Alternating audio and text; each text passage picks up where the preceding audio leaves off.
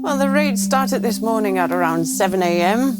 15 properties were searched this morning in 7 of the 16 German states. So that is a pretty big operation where some 170 officers were involved altogether. In May 2023, German police conducted a massive raid on the homes of leaders in the climate group Last Generation.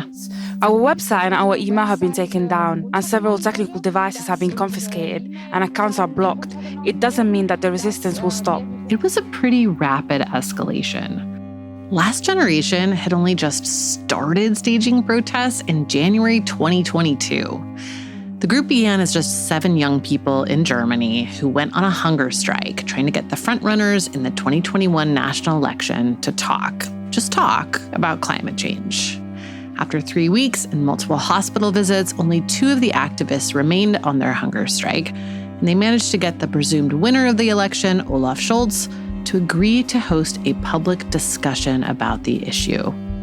Almost 70% of Germans believe they are more concerned than their government about climate change today, and as a result, have become pretty pessimistic about the government's ability to pull through on its climate commitments. So in late January 2022, activists with Last Generation began blocking roads. Within months, a prominent conservative politician, Frank Schaffler, was sounding the alarm about them being extremists and terrorists, and multiple other politicians joined in. When Last Generation activists painted the headquarters of his party, the FDP, Schaffler compared them to the RAF, or Red Army faction.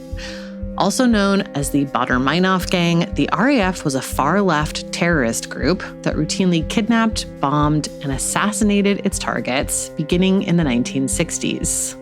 Because sure, throwing mashed potatoes at a painting is totally the same thing. Menschen hungern, Menschen frieren, Menschen sterben. Wir sind in einer Klimakatastrophe. Und alles, wovor ihr Angst habt, sind Tomatensuppe oder Kartoffelbrei an einem Gemälde. That's the stunt that drew international attention to Last Generation, throwing mashed potatoes at a Monet. The activist talking there says people are starving, people are freezing, people are dying, and you're worried about tomato soup or mashed potatoes on a painting. Schaffler called the stunt terrorism. It'd be easy to laugh off if German media hadn't started repeating the RAF thing pretty quickly.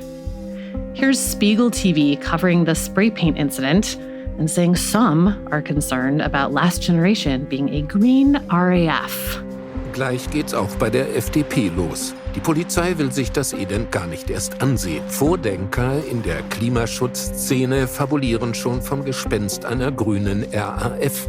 Dabei ist der Weg in den Untergrund weit und medial nur suboptimal verwertbar.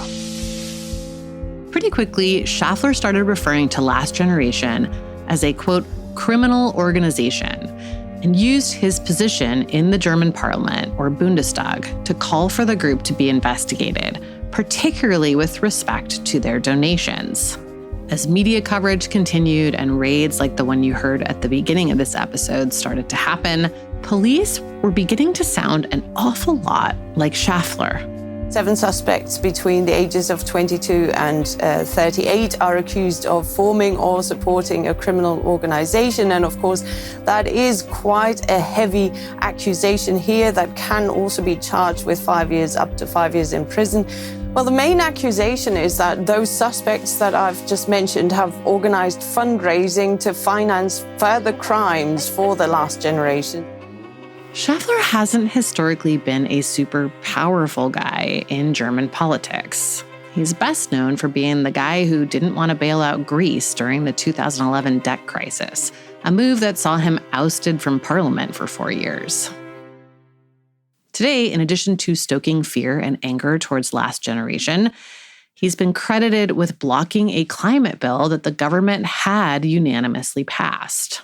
It would require that all newly installed heating systems are powered by at least 65% renewable energies by next year, effectively banning oil and gas in new buildings. Schaffler has stalled its passage, and the gas lobby has been spending a lot of money to fight it.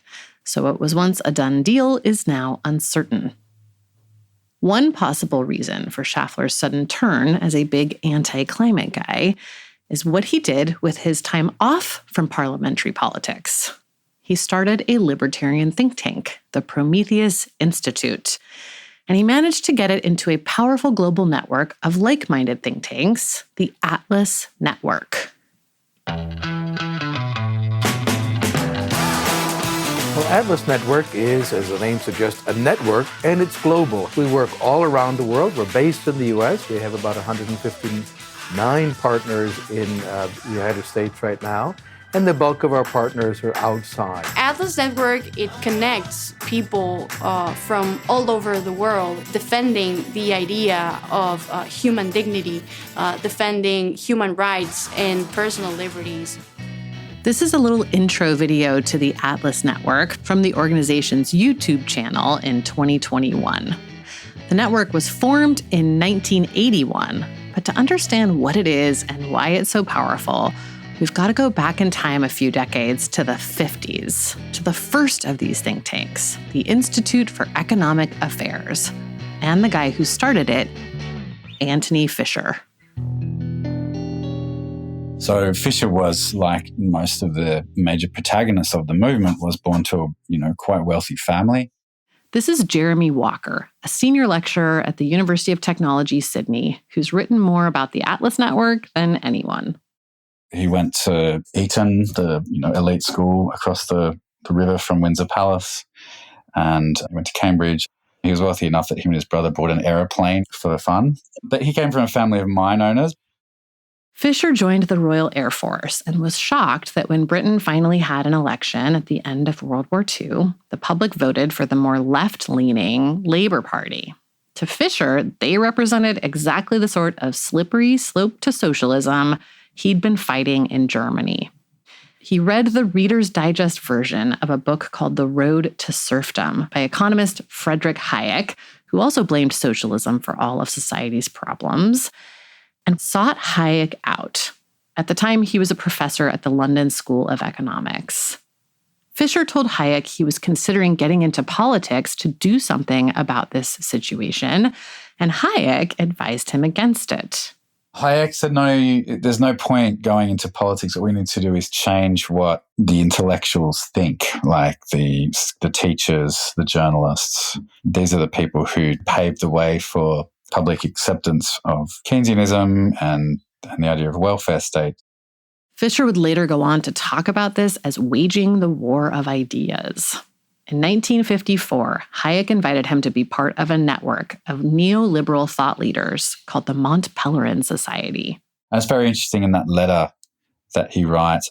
It says, "We don't do propaganda. That's not what we do in the Mont Pelerin Society. It's a kind of intellectual society where we debate economics and policy problems of the day to defend and advance liberalism against this tide of socialism which is washing over the world." Fisher took Hayek's advice to heart, and instead of launching a political campaign, he started a research institution, the Institute of Economic Affairs, in the UK in 1955. It fashions itself as the UK's original free market think tank. Ironically, the money that paid for the IEA initially came from the fortune that Fisher had amassed by bringing the idea of caged chicken farming from the US to Britain. Because nothing says freedom like caging some animals. The IEA puttered along for a few years, putting out research papers, and then something happened to elevate its status in the world. The early 60s, Shell comes on board and starts to back him.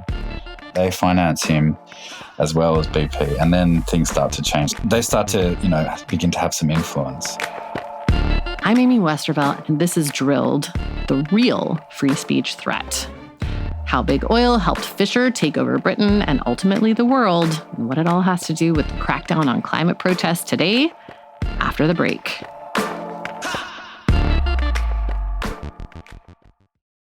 USAA knows dynamic duos can save the day, like superheroes and sidekicks, or auto and home insurance. With USAA, you can bundle your auto and home and save up to 10%. Visit USAA.com/bundle. Bundle savings are off total premium, not available in all states or in all situations. To qualify, auto policy must be active prior to property policy issue. Subject to change. Restrictions apply. Membership eligibility and product restrictions apply and are subject to change. USAA means United Services Automobile Association and its affiliates, San Antonio, Texas. The Abercrombie Kids Summer Sale is in full swing, with up to 50% off select styles for the season. Summer plans, vacation, and camp days are all covered, with new dresses, shorts, tees, and swim. Abercrombie Kids has the summer staples they need and the looks that they want to wear. Shop in-store, online, or in the app. Offer applies to select styles as indicated. Discount applied at checkout online. Here at the Almond Joy Factory, where tropical vibes abound, we use soft, fresh-tasting coconut. The crunchiest almonds and delicious chocolate candy. Ah, but do you know what our most important ingredient is? Sometimes you feel like a nut. Sometimes you don't. Almond Joy's got nuts and something even way better than that. Yes, Almond Joy is made with almonds and joy. So the thing with the think tank method was it allowed corporations to say things that they couldn't say themselves without appearing to be merely speaking to their particular, interest in profit. This is Jeremy Walker again. Think tanks are so ubiquitous today that sometimes it's easy to forget that they've actually had and continue to have a pretty major impact on society and public policy. In a lot of ways, that began with Fisher and the IEA. By the 70s, they're having a real impact, right? They're getting a lot of press. And the way that it would work was they would get these professors to write short, digestible articles, whatever it would be about, often it was things around currency conversion or sort of things that were fairly technical to the non-economists. But then these wealthy donors to the IEA would then buy copies and send them to all the schools and the universities. But to accomplish that whole corporation speaking without people knowing that it's them thing, the IEA kept those wealthy donors hidden. Their research papers seemed like just original research. They weren't coming out of a university, but they were on par with university research and often written by professors. Longtime listeners of this podcast might hear echoes in this strategy, the approach that early PR pioneer Ivy Lee took when the Pennsylvania Railroad was trying to combat new regulations in the U.S. at the turn of the century. Lee created the Bureau of Railway Economics. He staffed it with legit and credible economists and put out dry white papers on the broader economic impacts of things like safety requirements or increased wages for rail workers. The press, not knowing that the research was paid for by the rail company, quoted from it like it was entirely independent research. In Fisher's case, the work the IEA was doing wasn't just for the benefit of one particular industry or company. He wanted to change how a large segment of society viewed how the economy and the government should work, period. They were very adept at never disclosing the sources of their funding, the corporate backers and so on. That was key to the whole operation. For oil companies, the think tank approach was part of a broader propaganda strategy. At the same time as Shell and BP were sponsoring the Institute of Economic Affairs to do business propaganda to the British electorate against the post-war welfare state, they were also financing the British Secret Intelligence Service overseas, the MI6, to do propaganda in all of the countries in the Middle East and Africa where they had operations. So in a sense, the oil companies were sponsoring two kinds of propaganda, one which was civil and directed at the electorate in Britain, and another one which was linked to the British Secret Service's policy to maintain friendly governments towards the British oil companies in the Middle East. Fisher and his work at the IEA was key to those efforts. So around the early 70s, Fisher becomes very much in demand. They can see that what he's doing is having a big impact. Meanwhile, Fisher's farming business was not doing so well. Having sold the chicken farming business, Fisher invested in a new venture, turtle farming in the Cayman Islands.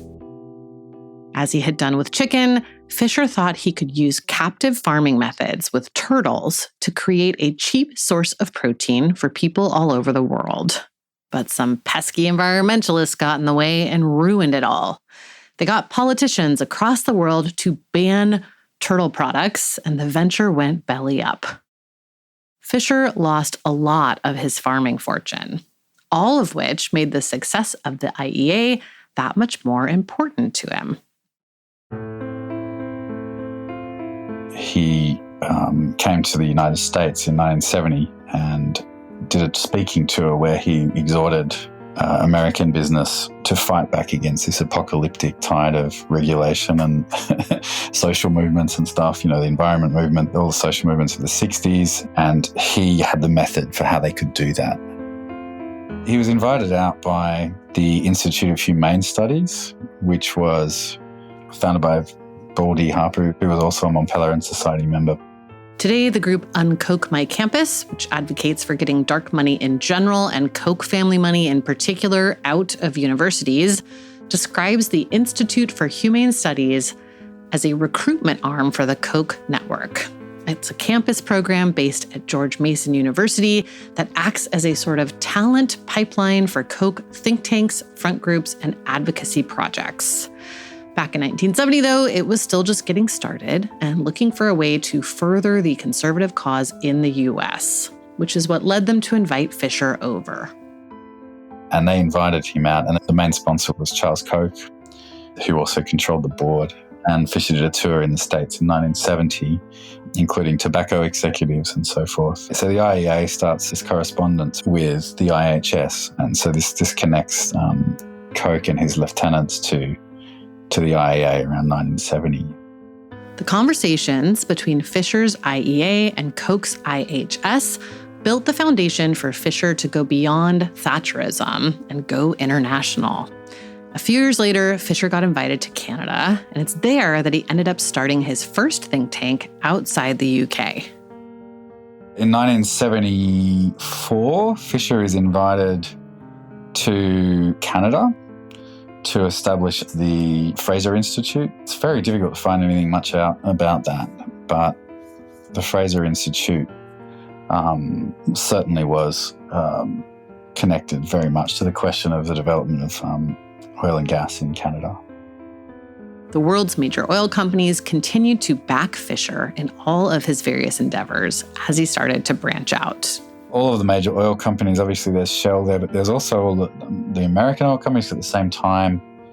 The North Sea oil is being opened up, and this is a big deal because this breaks the OPEC cartel. And so Fisher gets invited to Canada. They set up the Fraser Institute around the time that the tar sand oil was being developed. And again, on the early boards, you've got people from Imperial Oil, which is the Exxon subsidiary in Canada. You've got the Royal Bank of Canada in the corporate board, which is the biggest investor in oil and gas in Canada. There was a lot going on for the oil industry at this moment in time. It's the mid-70s, so right around the time that people in other countries start inviting Fisher to come and start think tanks, you've got multiple Middle East countries kicking US and European oil companies out. Suddenly, after profiting from the resources in those countries for decades, they had to start looking for new oil, and they were getting desperate to find some.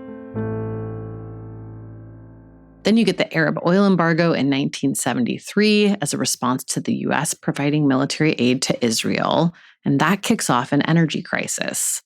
At the same time, oil company scientists are starting to put out papers about the greenhouse effect and this big potential looming problem for the industry.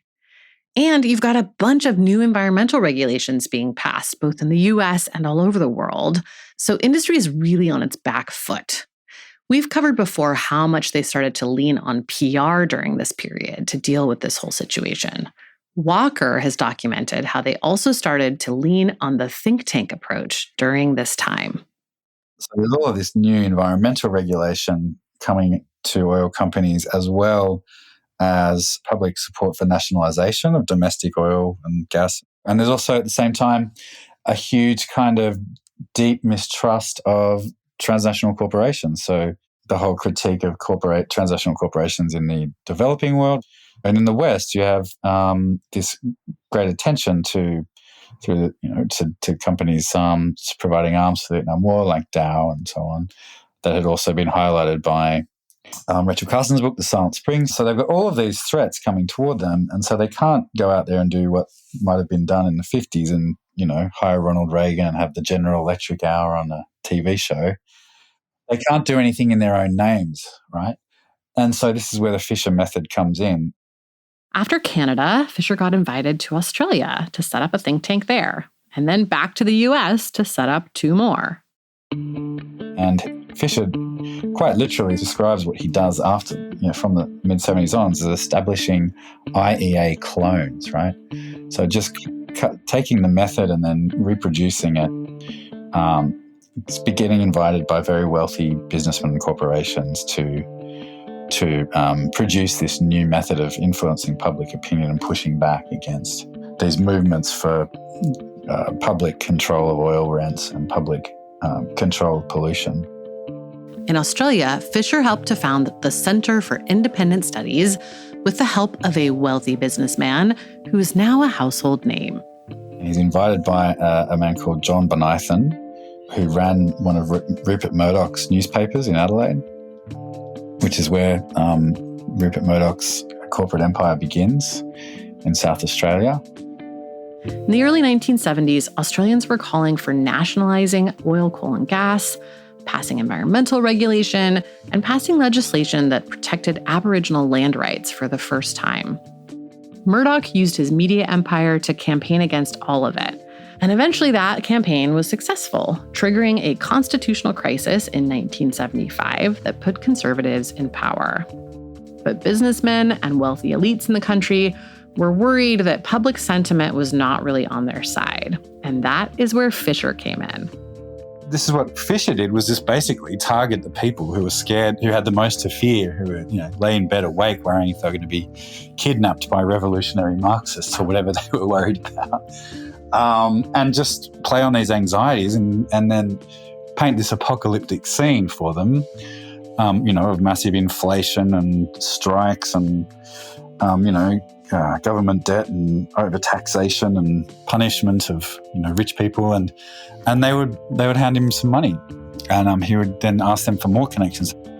It was Fisher that really did the work of galvanizing capitalists to the cause of the need to have a new institute in Australia like the IEA, and it was called the Centre for Independent Studies.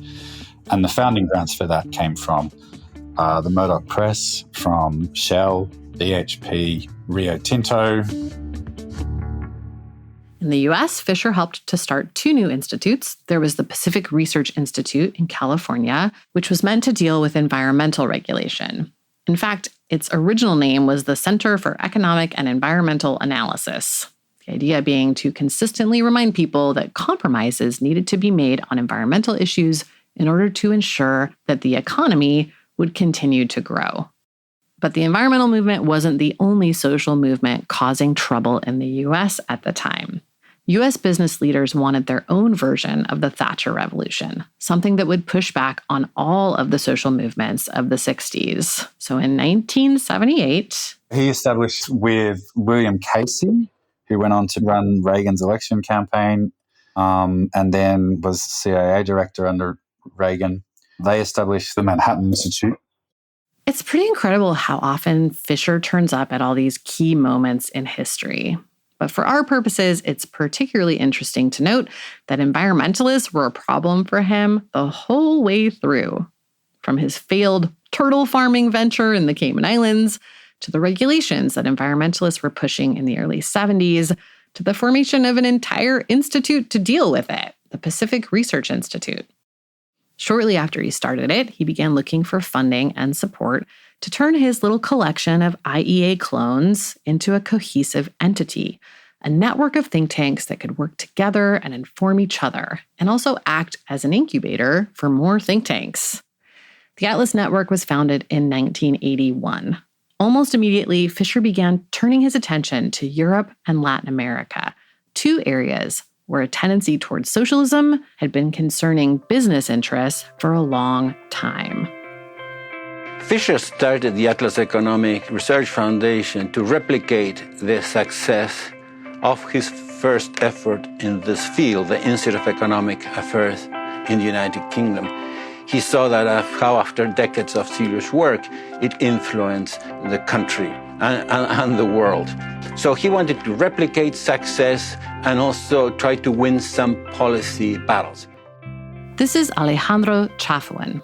He was eventually tapped to run the Atlas Network, and he ran it from 1991 until 2018. He thought that many think tanks working on the same topic were more effective than a single voice, producing research that is rigorous enough as to be used at universities, but also accessible to the educated layman, and in that way help change public opinion and finally change policy in different corners of the globe. Chafuen started out as the Atlas Network's Latin America director. He had a vision to bring more think tanks from the Americas to the freedom movement, and when he met me, I came from Latin America, he again appointed me like director of Latin American Affairs and let me go. I was very young. He sent me to see donors, to raise funds, to create a program. And that has led to Atlas becoming perhaps the leading supporter of think tanks in the Americas. At one point, Chafuen was asked to explain who the audience was for Atlas Network, and he boiled it down to one word: elites. One of the very first think tanks created by this newly formed Atlas Network was the Institute for Liberty and Democracy in Peru. It was started the same year the Atlas Network started, 1981. And its founder was a well-known economist, Hernando de Soto.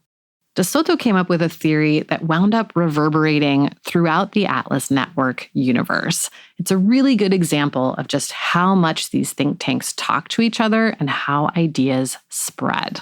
Relativamente sencillo, que era la Amazonía, nuestro avatar.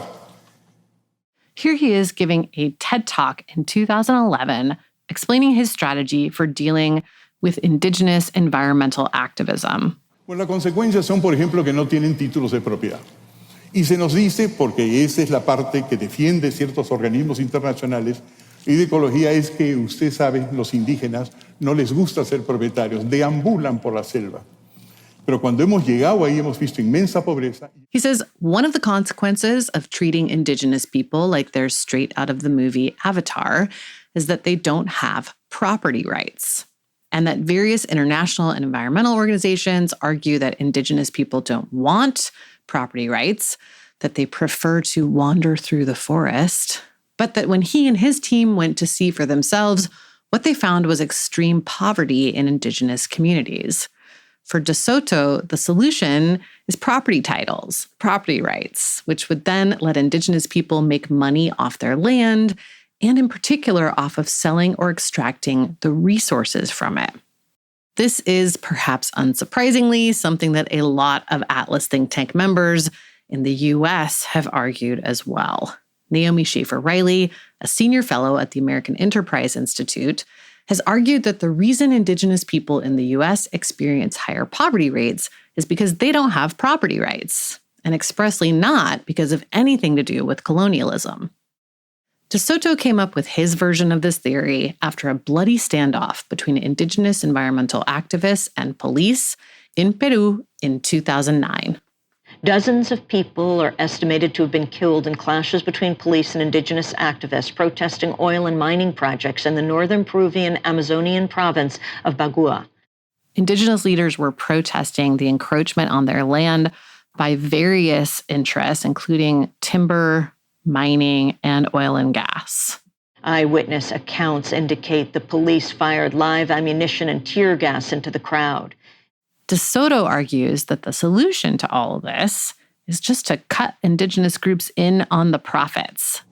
Entonces, muy bien, no los traigamos a la globalización, no los traigamos al derecho, pero el resultado de eso es que sus recursos van a ser retirados y quienes se van a hacer ricos con sus recursos van a ser otros y no ellos mismos. It's all very well, he says, not to drag indigenous people into globalization, not to pull them under the law.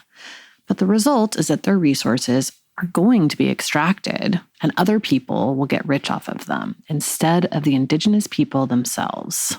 In other words, There is no world in which extraction is not the point.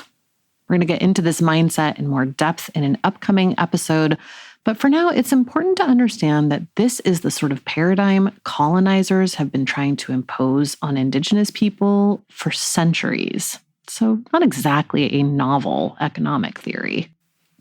This idea shows up in Canada a couple years later when conservatives put out a bunch of papers in the wake of Indigenous-led protests. The Macdonald-Laurier Institute, another Atlas Network think tank and a partner of the Fraser Institute, is the source. When you go back over 50, 60 years, the mining sector and Indigenous communities did not always get along well. There were actually some serious problems that emerged sort of over time. We know now that Indigenous communities must be key partners in the mining process.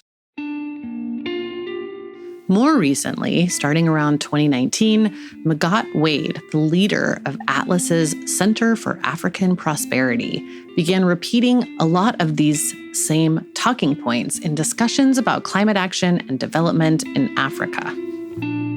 My first company, we had started a nonprofit because my goal was, how can I help replicate whatever success I was able to have? How can I help many other Magattes or my male counterparts from Africa do exactly what I did with whatever product they deemed to do it with? How could I help with that? And it is during that journey that I eventually even learned about the work of Hernando de Soto. And when I heard about his work, he was right there telling me, Magatte, what you went through is not an anecdote. This is very something very systemic about this. And it is called economic freedom.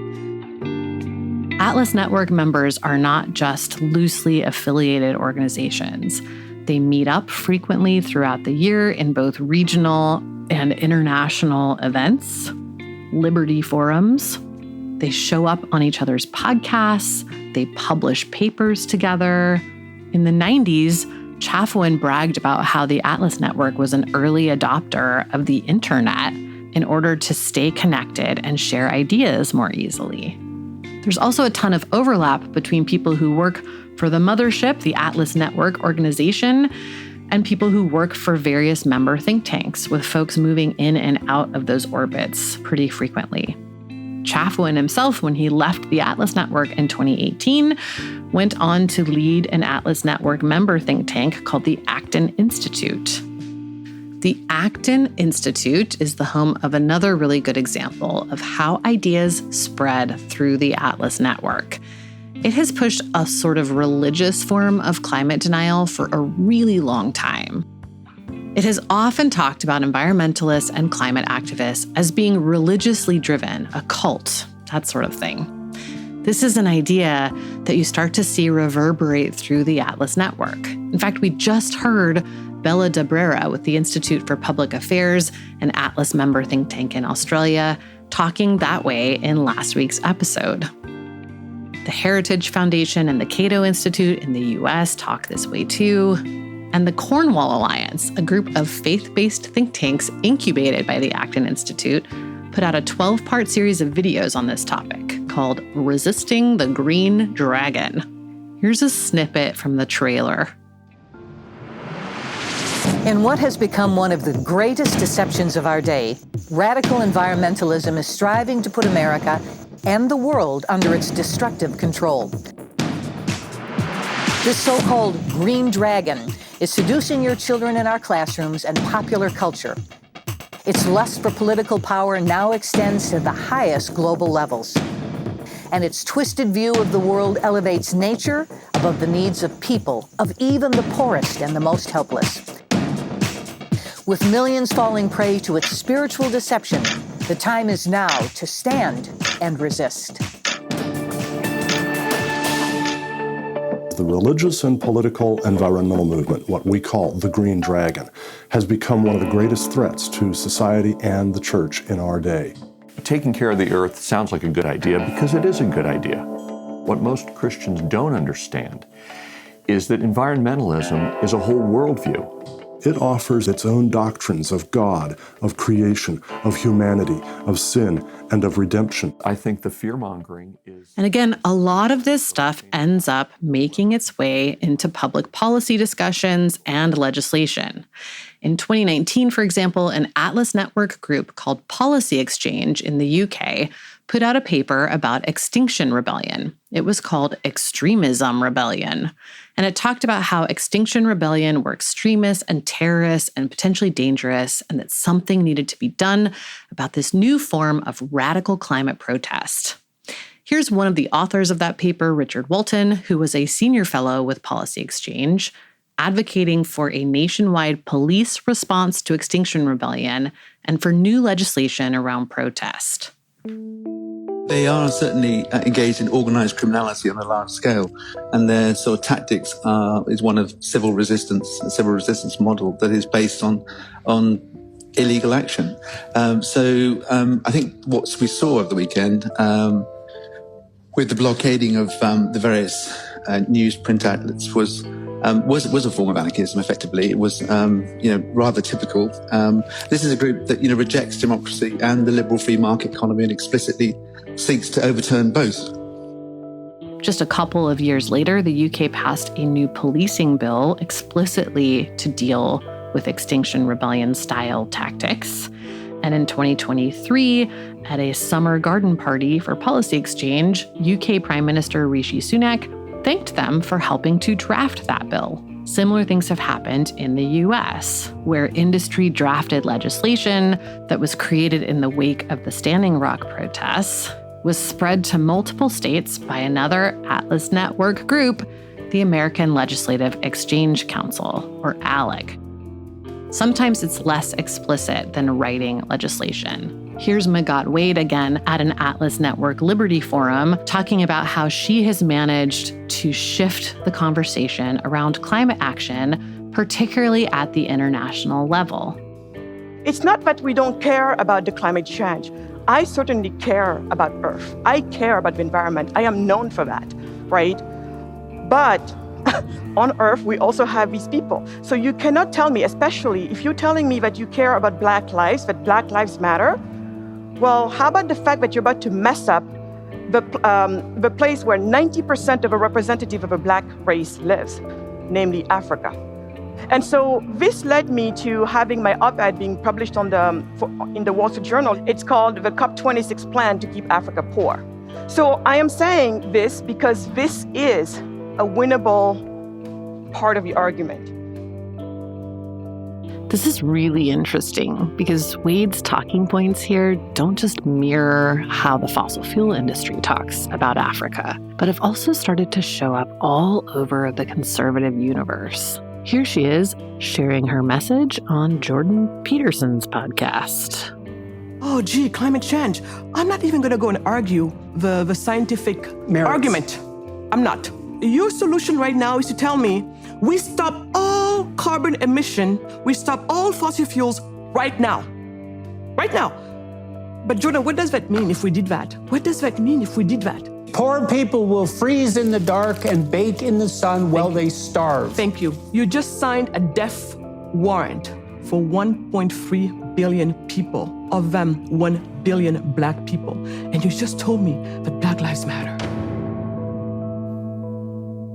And now, leading up to this year's Conference of the Parties, the annual UN Climate Conference, the fossil fuel industry's main message is essentially what Wade is saying. We can't deny Africa fossil fuel development, that moving off fossil fuels too quickly will condemn Africa to poverty.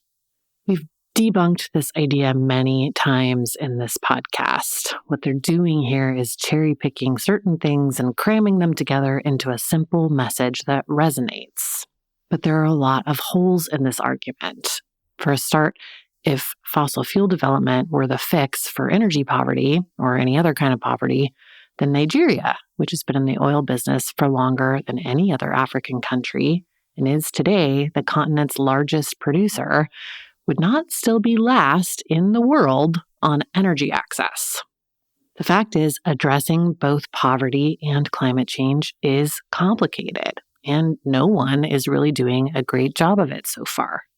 That leaves space for a simple message like Wade's, "Climate advocates just don't care about poor people," to resonate, especially when it's then repeated over and over again by a whole ecosystem of talking heads. It's a perfect illustration of how Fisher always talked about the think tank strategy, that it was about getting certain ideas into the public discourse and then leaning on influential people to repeat those ideas and push them forward until they eventually became policy or international diplomacy. The way many of the Atlas Network think tanks talked about youth climate protests in 2019 is another great example. It turned up in a lot of countries, especially Australia, Canada, and Sweden. Here's Joanne Tran, a young intern that the Australian Taxpayers Alliance sent to Sky News to talk about how dumb it is to miss school. Just can you tell us, basically, why did you decide you wanted to stay in school on Friday? One of the main reasons why I didn't go to the strike on Friday was because I fundamentally disagree with what the organisation that was organising the strike were advocating for. So, for example, one of their policies was 100% renewables and just economically, unviable projects like that. And secondly, I just think that we need to have a much more informed debate about this issue. And I just don't think a bunch of kids who don't understand the impacts of what they're advocating for, waving around posters telling the Prime Minister to go F himself is the most, is the informed debate that we need in this country. And frankly, just them skipping school says a lot. In this way, even when Atlas Network think tanks aren't writing legislation that criminalizes protest, they really help to create the conditions for legislation like that to pass. The example we started with in Germany is a good one. You also see this happening in Australia, and rapid crackdown on climate protest has gone almost unnoticed, even by politicians that supposedly support climate action.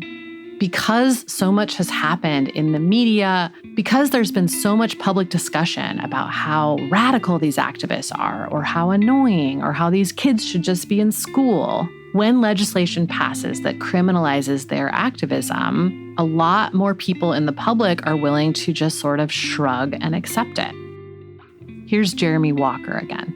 They'll throw something out into the public sphere, which will get a little bit of press, and then before you know it, a new law has been written, and now you have the criminalization of what was previously seen as legitimate civil protest.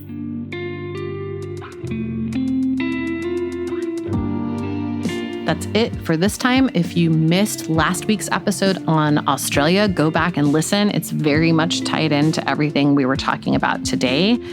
You will hear lots of other examples in countries where the Atlas Network is very active throughout this season as well. So come back for that. And of course, we'll be covering lots of other topics throughout this season too. The Real Free Speech Threat is a cross-border reporting project from our newly expanded Drilled Global team. Our senior editor for this series is Aline Brown. Sarah Ventry and Martin Zoltz-Orstwijk are senior producers. Sound design and scoring also by Martin Zoltz-Orstwijk, who composed much of the music in this episode. Peter Duff is our audio engineer. Additional reporting for this episode was contributed by Jeff Dembicki, Juliana Marullo, Lyndall Rollins, and Marlo Starling. Fact-checking by Wudan Yan. Legal review by James Wheaton. Our artwork is by Matt Fleming. Our theme song is Bird in the Hand by Foreknown. The show was created by Amy Westervelt. You can see a print version of this story on our website at drilled.media. It's also been co-published by The New Republic and DSMOG, so you can check out the story on those sites as well. If you would like to co-publish or republish one of our stories, check us out at drilled.media and get in touch. You can also sign up for our newsletter there. Access documents behind the reporting in this series and all of our other series, and check out lots of related print stories. If you'd like to support our work, please leave us a rating or review. Share links to our stories or upgrade to a paid newsletter or podcast subscription for access to ad-free, early release episodes and bonus content. Thanks for listening. And we'll see you next week.